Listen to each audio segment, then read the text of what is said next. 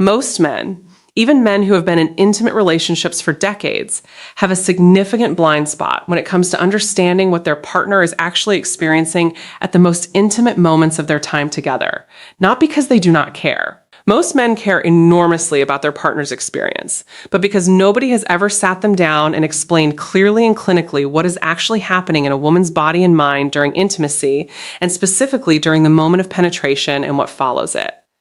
That blind spot has consequences. Not dramatic ones usually, but quiet, cumulative ones. A gap that develops over time between what a man thinks is happening for his partner and what is actually happening. A series of small misalignments in pace, attention, and presence that reduce the quality of an intimate experience that could have been genuinely profound for both people. Today, I am closing that gap. I am going to walk you through what is actually happening in your partner's body and mind during the moments of intimate connection. The physiological changes, the neurochemical shifts, the psychological dimensions of vulnerability and trust, and what she is genuinely experiencing in those moments that she may never have found quite the right language to describe. And I am going to tell you clearly and practically what understanding all of this means for how you show up in your intimate relationship. I am Dr. Julia Rausch, a men's sex therapist with over a decade of experience working with different couples and helping men regain their sexual health and strength back. Before we get into the content, please subscribe to this channel and turn on your notifications if you have not already. Every week I publish clinically grounded, genuinely useful content on men's sexual and relational health. Share this video with a man who deserves to have this understanding. And now, let us begin. What is happening in her body before penetration and why this determines everything?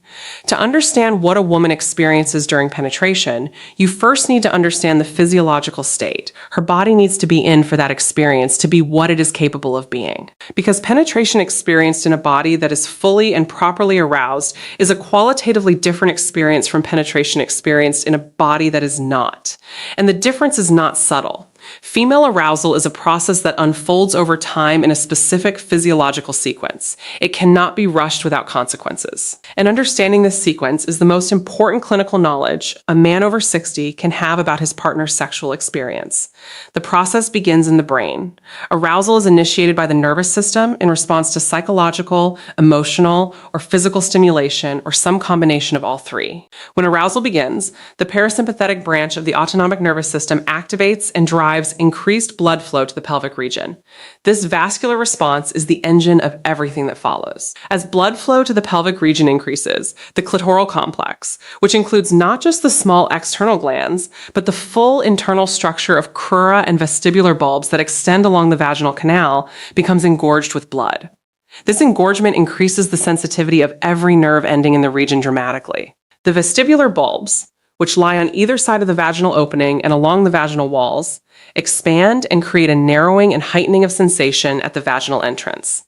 The vaginal walls begin producing lubrication through a process called transidate, where fluid is pushed through the vaginal walls by the increased blood pressure in the surrounding pelvic vasculature. Adequate lubrication is both a sign of arousal and a functional requirement for comfortable and pleasurable penetration. Simultaneously, a process called vaginal tenting occurs. The upper portion of the vaginal canal lengthens and expands, increasing the total internal depth and creating space. The cervix, which sits at the upper end of the vaginal canal, lifts away from the vaginal opening as the uterus rises slightly within the pelvis. This tenting effect is essential because without it, deep penetration will cause the penis to contact the cervix directly, which for most women is uncomfortable to genuinely painful. The pelvic floor muscles, which in their resting state maintain a degree of tonic contraction, progressively relax as arousal deepens. This relaxation is what allows the vaginal opening to soften and widen, making penetration not just possible, but welcoming and pleasurable rather than resistant. It is worth noting that pelvic floor relaxation is not automatic or involuntary in the absence of full arousal. It requires the specific neurological conditions of deep parasympathetic activation that only genuine, unhurried arousal produces. A woman who is physically present, but not psychologically safe, or who is aroused but has been rushed before the arousal process is complete, will not have fully released the pelvic floor musculature, regardless of how willing she appears externally. Her body has not yet received the internal signal that the conditions are right for full openness. This is why attentiveness to emotional safety is not merely a relational nicety. It is a physiological requirement. This entire sequence takes time. For a woman to be fully and properly aroused, meaning engorged, lubricated, tented, and pelvically relaxed, takes somewhere between 15 and 45 minutes of appropriate stimulation in most women. And this time frame tends to increase rather than decrease with age. For women in their 50s and 60s, hormonal changes associated with menopause and menopause affect the speed and completeness of this arousal process, typically requiring longer rather than shorter arousal time, and often requiring deliberate supplementation with lubricant regardless of arousal level. When penetration occurs before this physiological preparation is complete, the experience is different in every measurable way. The vaginal walls are less sensitized. The tenting has not fully occurred, meaning depth of penetration causes discomfort. The cervix has not lifted, creating a risk of painful cervical contact. The pelvic floor is not fully relaxed, making penetration itself resistant rather than welcoming. And the neurochemical state of arousal has not reached the level at which all of the signals that make the intimate experience deeply pleasurable are fully active. For men over 60, understanding this is particularly important because of what it means for the pacing of intimate encounters, the urgency that many men feel around maintaining an erection, the anxiety that the window of opportunity might close can create a pressure to move quickly from arousal to penetration that directly works against the physiological preparation that makes penetration good for her. When a man rushes this process, he is not just being impatient. He is, without knowing it, ensuring a less satisfying experience for his partner than the same encounter could have provided with more patience and attentiveness. The practical implication is straightforward. Invest in the time. The 15 to 30 minutes of attentive, responsive foreplay that allow her body to complete the arousal process are not a preamble to the real event. They are a non-negotiable component of the real event. The part that determines whether what follows is genuinely pleasurable for her or merely tolerable. What she experiences during penetration, the physiology, and the psychology.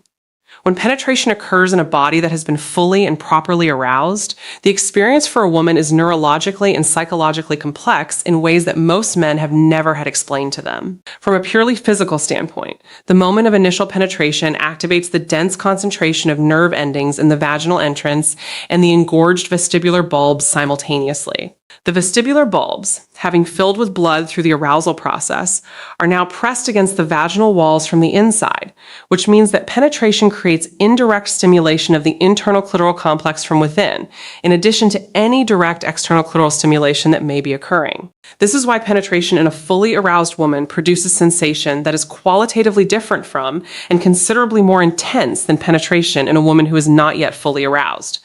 The nerve structures that generate the most intense sensation are only fully sensitized and engaged after the complete arousal process has occurred. The pressure sensation of fullness that women describe during penetration is not merely a mechanical observation. It is a neurological event produced by the simultaneous engagement of multiple sets of nerve endings throughout the vaginal canal and pelvic floor, creating a distributed deep sensory experience that is quite different from the localized surface, intense sensation that characterizes external clitoral stimulation. Many women describe this internal sensation as grounding, the sense of something that settles and centers rather than excites and stimulates in the way surface sensations do.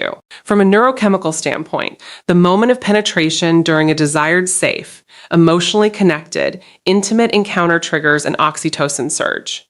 Oxytocin, sometimes called the bonding hormone, is the neurochemical most directly associated with feelings of trust, safety, connection, and profound emotional closeness. Its surge in this moment is not metaphorical. It is a documented biological event that produces a specific emotional state, a sense of being fully met by another person, of the gap between two separate individuals being bridged in a way that feels physically and emotionally complete.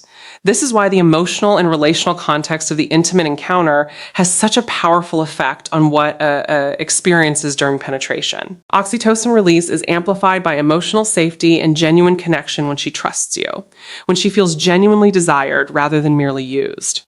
When the relational environment between you is characterized by care and attunement, the neurochemical experience of penetration in that context is substantially richer than the same physical act in an emotionally cold or disconnected context. The practical implication is that the quality of your emotional presence in the time leading up to and during intimacy is not separate from her physical experience of it. It directly shapes her neurochemical experience. The man who is genuinely present, genuinely attentive, and genuinely invested in her experience is creating physiological conditions in her body through the amplification of oxytocin and the activation of her parasympathetic nervous system that produce considerably more pleasurable sensation than the same physical acts performed by a man who is distracted, hurried, or focused primarily on his own experience. The trust dimension, what she is giving you in that moment. There is something about the moment of penetration that most men have never been invited to think about from her perspective. And I want to address it directly because understanding it changes how a man shows up in intimate moments in a way that nothing else quite does. The physical vulnerability of penetration, being entered by another person, requires a degree of physical and psychological openness that has no male equivalent.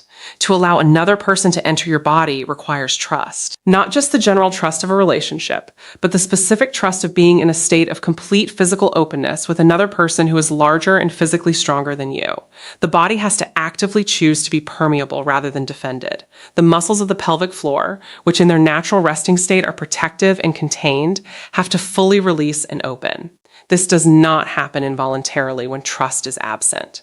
The body knows the difference. For women over 50, who often carry the additional layer of body image anxiety that accompanies the physical changes of aging, this vulnerability is more consciously present than it may have been in younger decades. She is more aware of her own body. She is more aware of how she is being seen, and the degree to which she feels genuinely and specifically desired by you in this body at this age is directly relevant to how safe it is for her nervous system to be fully open. I want to say something here that I consider one of the most important things I share with the couples I work with. The physical changes of aging in women are real, and many women in their 50s and 60s have absorbed cultural messages suggesting that those changes make them less desirable, less worthy of intimate attention, less worth seeing. When a man of this age approaches his partner with genuine, specific, expressed desire for her as she actually is, the effect on her nervous system is profound. It tells her body that it is safe to be open, that the vulnerability is not a risk, but an invitation. And a body told that it is safe to be open is a body capable of experiencing pleasure that a defended, self-conscious body cannot access.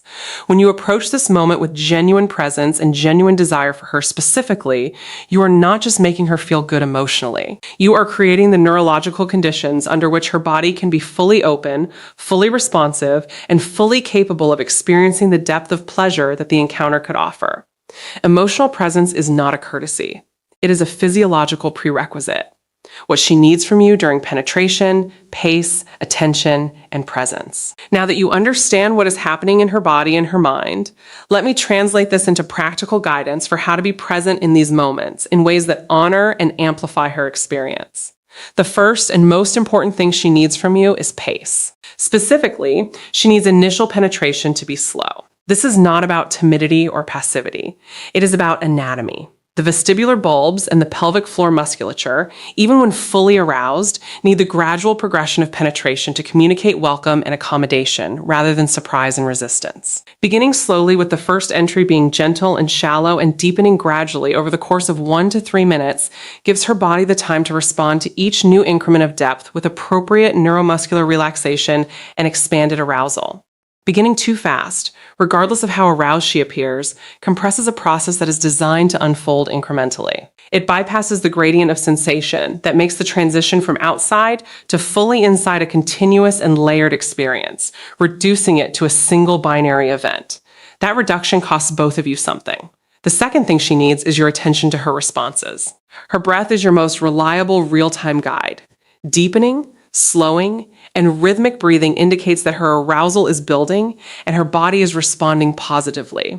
Held breath or shallow, tense breathing indicates that something needs to slow down or adjust. Her muscle responses, the relaxation or engagement of her pelvic floor, thighs, and abdomen communicate the same information in somatic terms. The woman who reaches for you, draws you closer, and moves to meet your movements is communicating clearly that she is receiving what she needs. The woman who becomes still, holds her breath, or creates subtle distance is communicating equally clearly that she needs a different pace, a different angle, or more time. This is not a complicated system to read. It requires only one thing: that you are actually paying attention, not to your own sensations, not to your own performance, not to the internal monologue about whether you are doing well enough to her breath, her movement, the quality of her relaxation or tension. When a man's attention is genuinely directed outward rather than inward during intimacy,